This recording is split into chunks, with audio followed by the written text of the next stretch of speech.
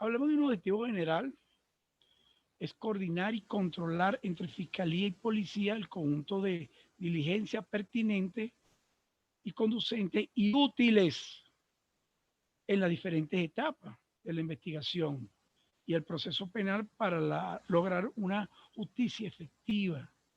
¿Qué sucede acá?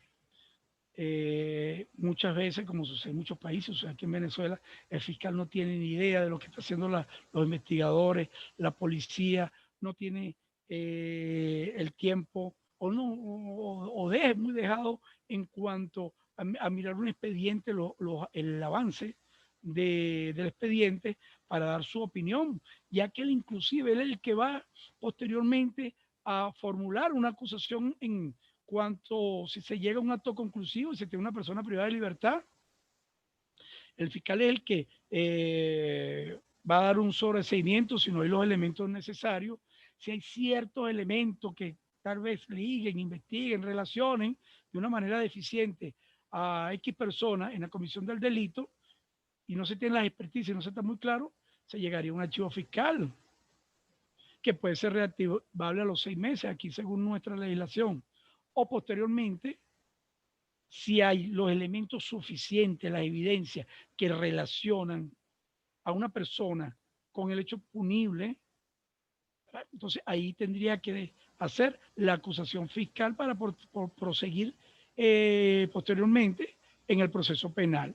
Entonces eso es lo que se requiere con una, digamos, una justicia efectiva y no enviar un expediente a una fiscalía y a un tribunal de control que no cumpla con los requisitos mínimos, por lo menos de asegurarse una privativa de libertad de una persona.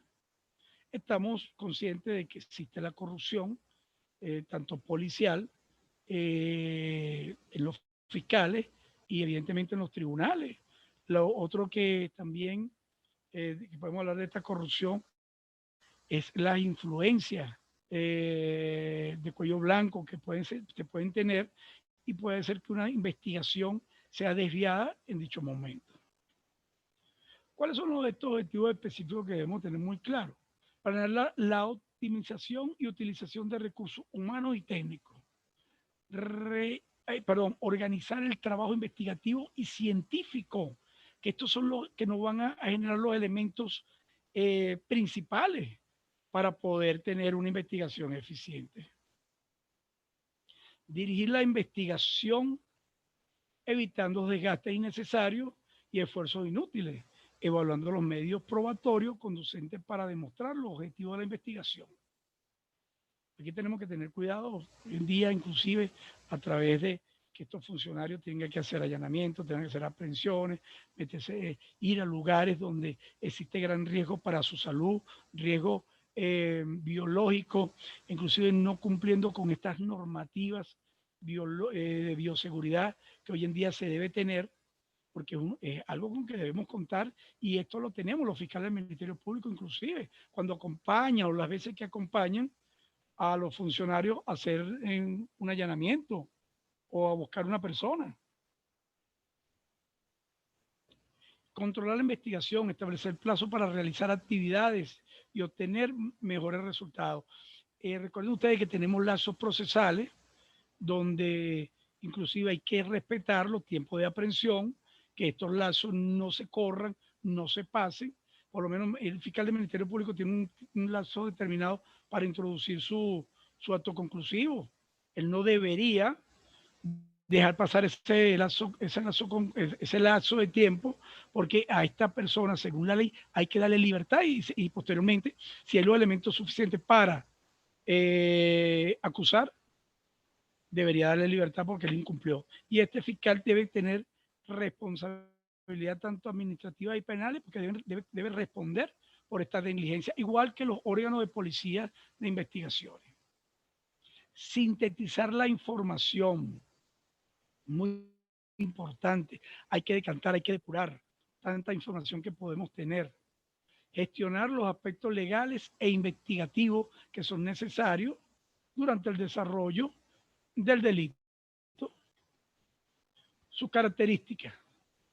Entre sus características podemos resaltar la siguiente. Permite planificar la investigación y establecer un lapso para la realización de actividades. Es el resultado de un trabajo en equipo, ya que es diseñado conjuntamente con el fiscal y el equipo de investigadores de investigaciones penales.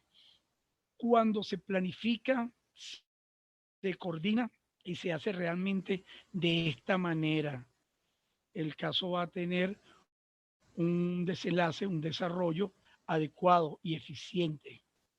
Es una herramienta de planificación, ejecución y dirección de la investigación, evidentemente, porque tenemos que coordinar la parte investigativa, la parte criminalística, la parte de la área de la criminalística, con el fiscal del Ministerio Público, con los investigadores, con los testigos, inclusive con la misma víctima, con el tribunal, para alcanzar objetivos y trazar metas concretas y realizables. Permite visualizar el progreso de la investigación por cuanto exige evaluar desde su inicio cuáles son los medios probatorios conducentes para demostrar los objetivos de la investigación. Y estos medios probatorios, recuerden ustedes, que van a ser en principio donde nace, donde es su fuente, es el sitio de suceso. Y si un sitio de suceso es mal trabajado, un sitio de suceso no se le da la atención debida, evidentemente no vamos a tener estos medios probatorios que sean convincentes a posterior para poder tener el resultado eficiente que estamos buscando. Identifica las prioridades de las cuales depende el éxito de la investigación, ya que permite concretar los elementos probatorios necesarios para el proceso penal. Porque los que no son necesarios o no correspondan, evidentemente, aunque estuvieron en el sitio de suceso, fueron colectados, eso no va a hacer nada en el proceso, porque no se relaciona. O sea, son elementos, fueron elementos, fueron indicios o elementos de interés criminalístico en su tiempo, pero no lograron durante la experticia convertirse en evidencia. Realmente no pueden ser incorporados al proceso probatorio. O si lo hacen es por cumplir requisitos y posteriormente dicen, bueno, tenemos como elemento probatorio unos elementos que ni siquiera se relacionan y no podrían con eso llevar a ninguna persona a ninguna instancia. Pero resulta, bueno, que en muchos casos se trabaja con estadística y piden trabajar y piden el número para decir que hubo tantas imputaciones y realmente eso es un mal proceder.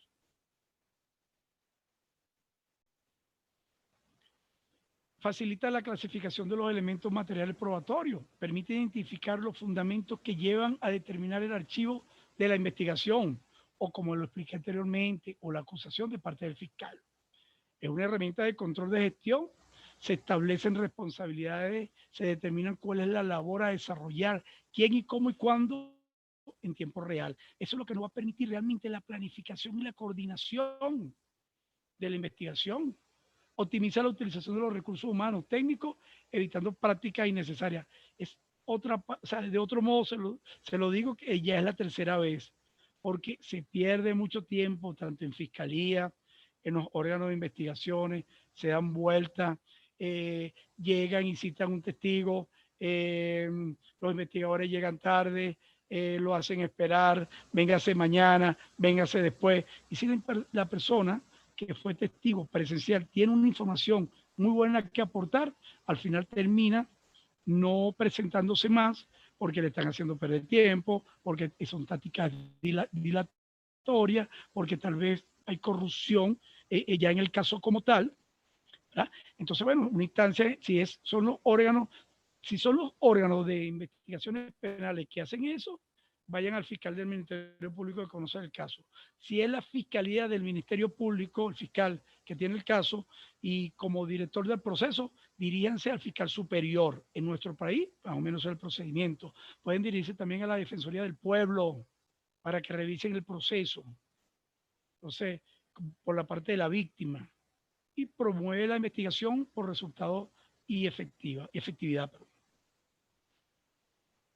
Es una herramienta flexible dado que el plan estratégico de investigación se ajusta a las necesidades de cada de cada caso, al igual que al criterio de cada equipo de investigación. Pero el criterio de cada equipo de investigación obedece a la ley, obedece a la criminalística y obedece realmente al bien común.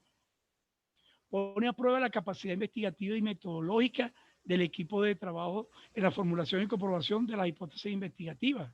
Sirve de registro histórico para el fiscal y la institución policial. Evidentemente porque en ambos institutos o en ambas dependencias, entes del Estado, se llevan estadísticas en cuanto a la resolución de casos, en cuanto a las imputaciones, en cuanto a la eficiencia de la fiscalía y de los funcionarios policiales, o debería ser así, para poder posteriormente demostrar números en cuanto a la lucha contra la criminalidad.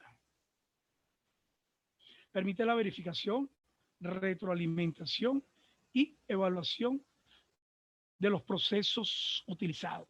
Sirve para dar seguimiento a los incautados, conocimiento de su característica, identificación y su situación jurídica e inclusive posteriormente en el proceso. Recuerde usted que existe una cadena de custodia y hay objetos que pueden ser entregados a su propietario o van a seguir en el proceso. Tienen aplicación durante todo el proceso y debe llevarse un registro por escrito, medio informático que permita ser consultado, actualizado e inclusive ajustado y pueden servir como referencia a otro tipo de investigación, inclusive de otra índole.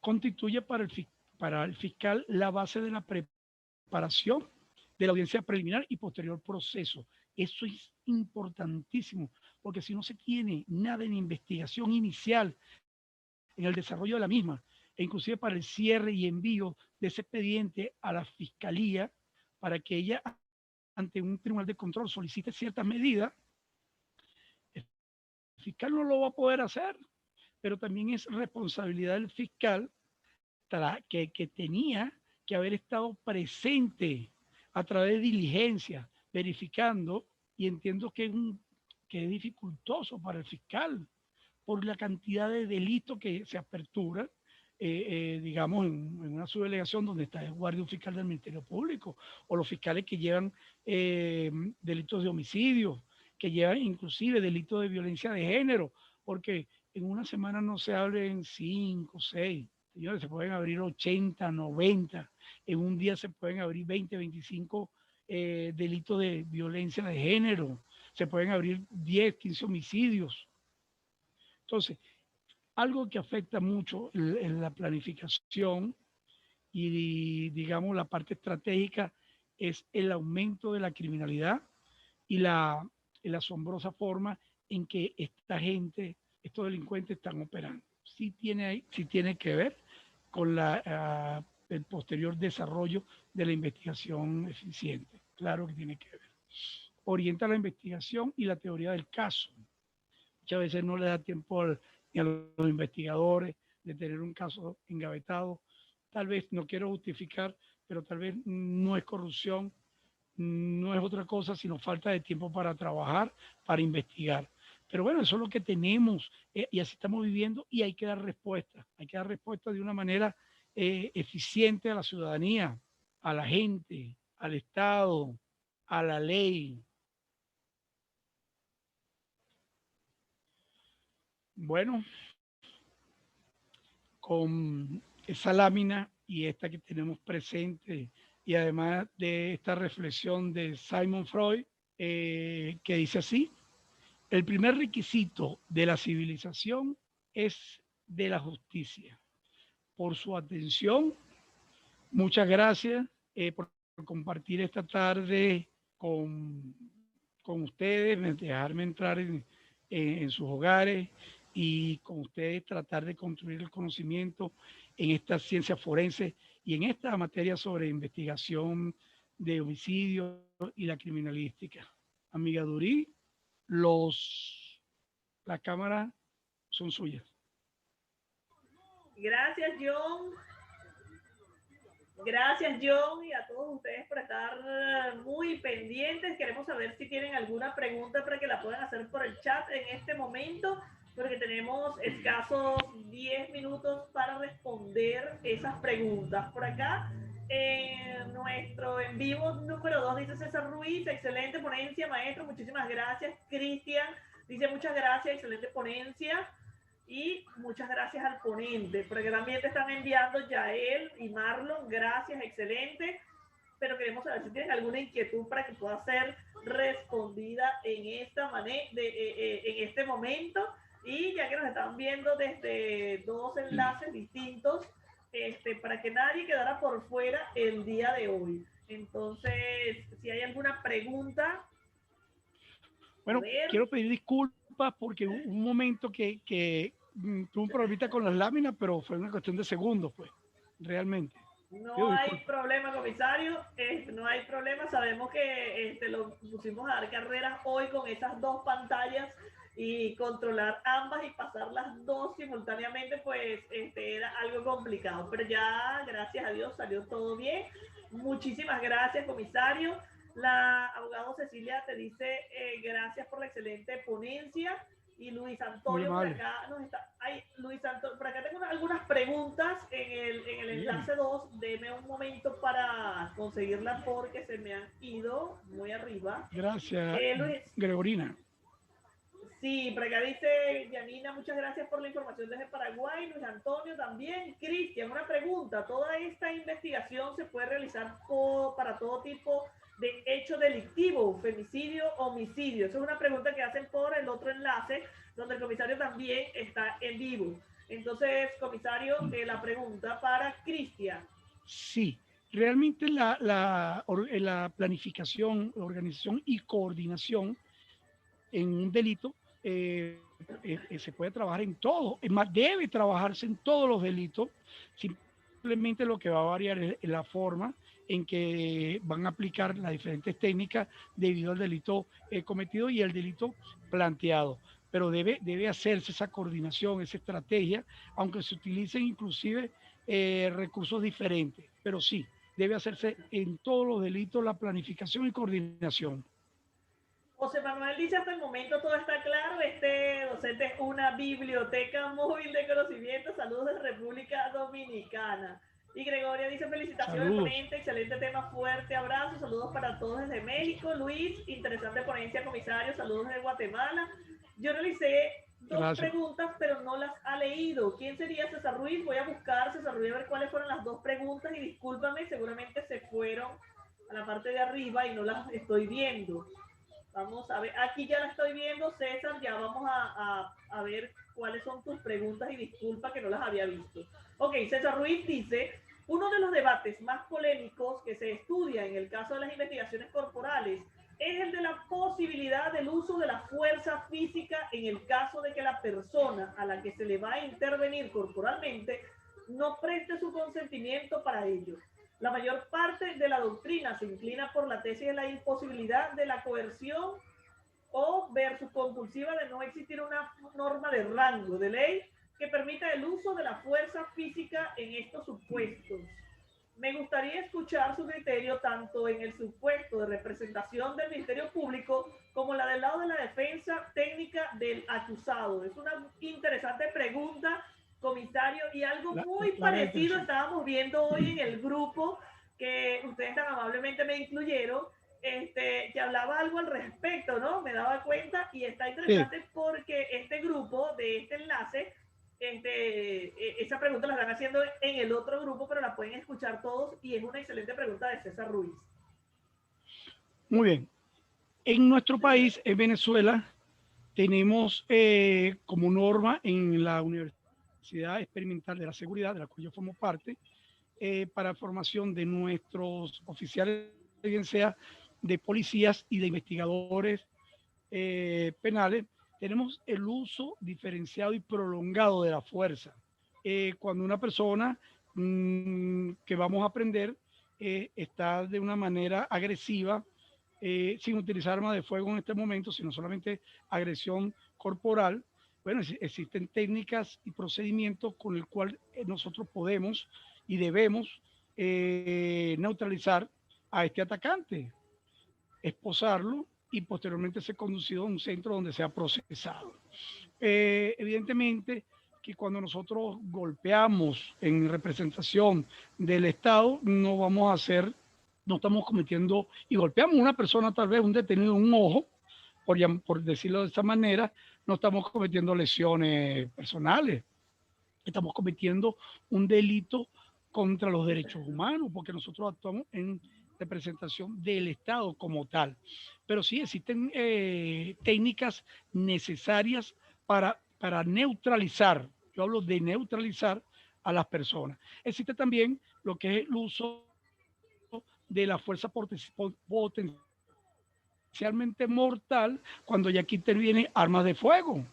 Cuando ya aquí interviene armas de fuego, bueno, el policía y el funcionario de investigación también tiene el derecho de defenderse, al igual que en muchos casos lo tiene a la persona que vayan a apresar, que vayan a prender, perdón, y el policía comience a disparar, bueno, y esta persona tenga un arma, también tendrá que defenderse. Eso va a depender de la situación y cómo se plantee. ¿Okay? Es un tema y una pregunta de verdad muy interesante, Sí. porque aquí estamos hablando de derechos humanos, estamos hablando de procedimientos y estamos hablando de un supuesto. Tendríamos que ver realmente las características y la legislación de Se le país Ajá. que tenga. Ajá.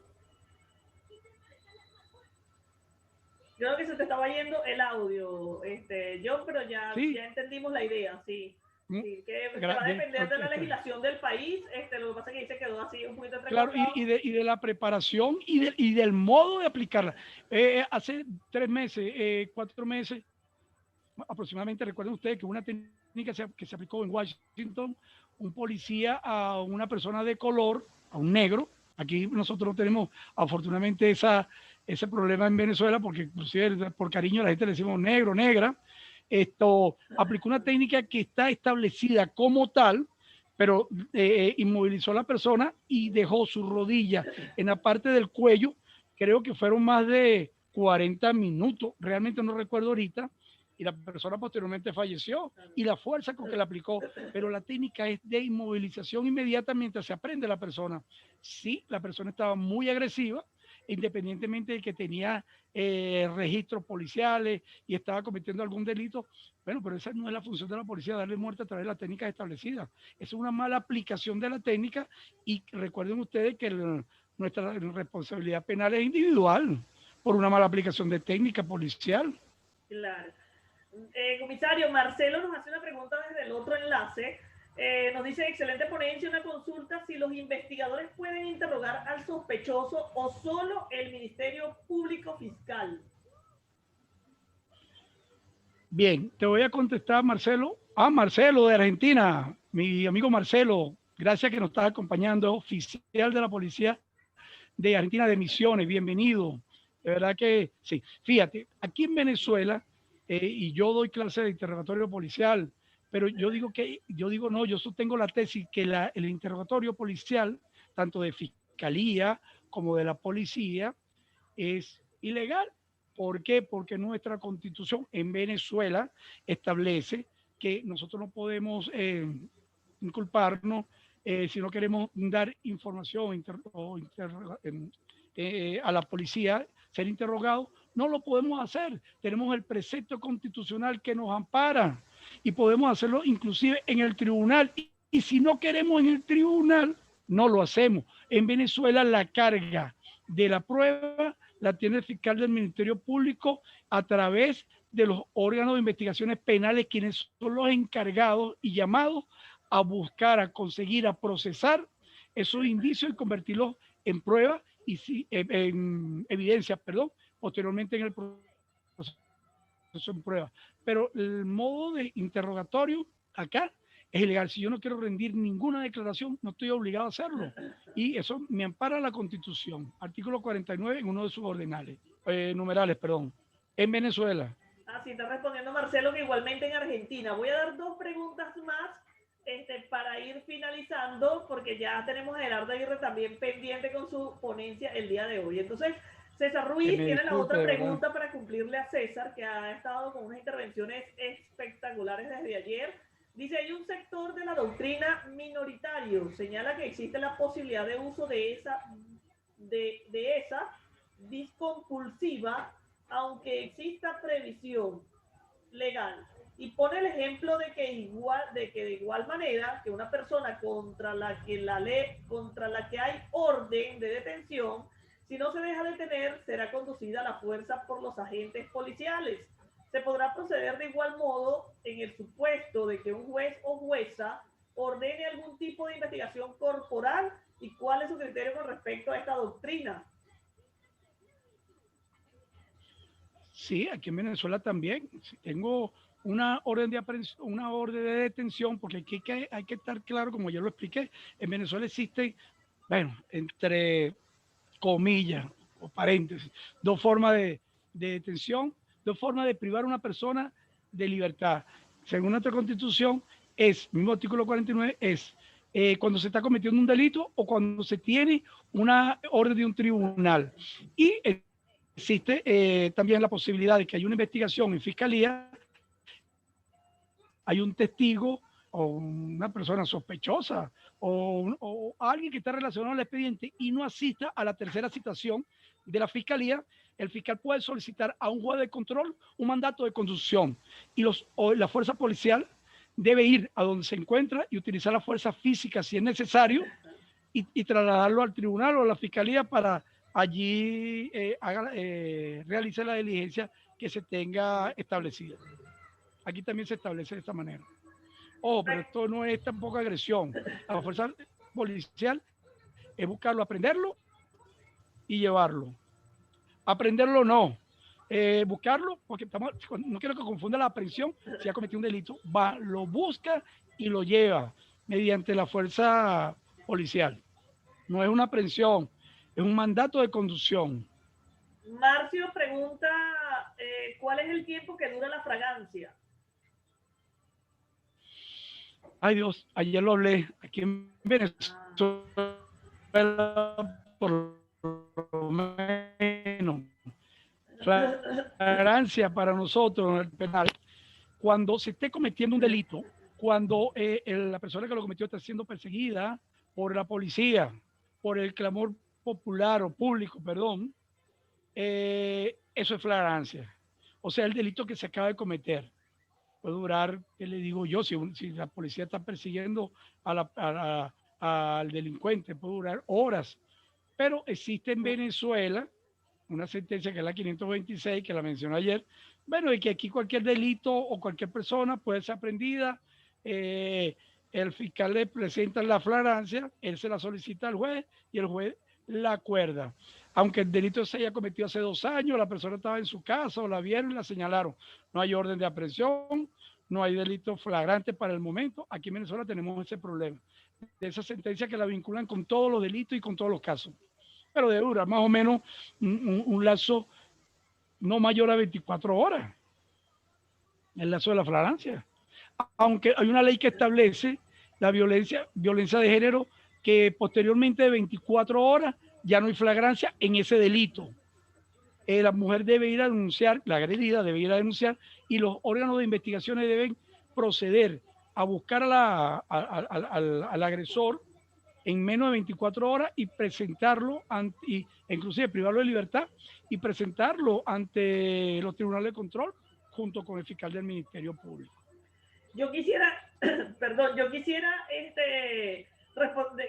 a todos se les respondiera sus preguntas, pero comisario, permítame solamente 2 y así muy cortas y muy rápidas. Jorge Giovanni hace una muy buena acotación que en Colombia la carga de la prueba la tiene la Fiscalía General de la Nación. Eso nos lo dice Jorge Giovanni desde Colombia.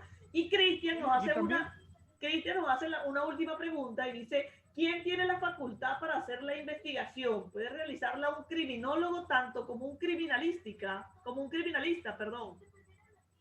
Ok, no, hay que diferenciar primeramente qué es un criminólogo y qué es un criminalista. Y para eso lo vamos a invitar a seguirnos en nuestras redes sociales, a hacer nuestros cursos de Cefacacia y a hacer nuestros claro que sí. para que todo lo tenga bien claro. César Ruiz, que ha estado muy interesado y de verdad que con unas preguntas bien concretas. Pero termine de responder, comisario, para finalizar.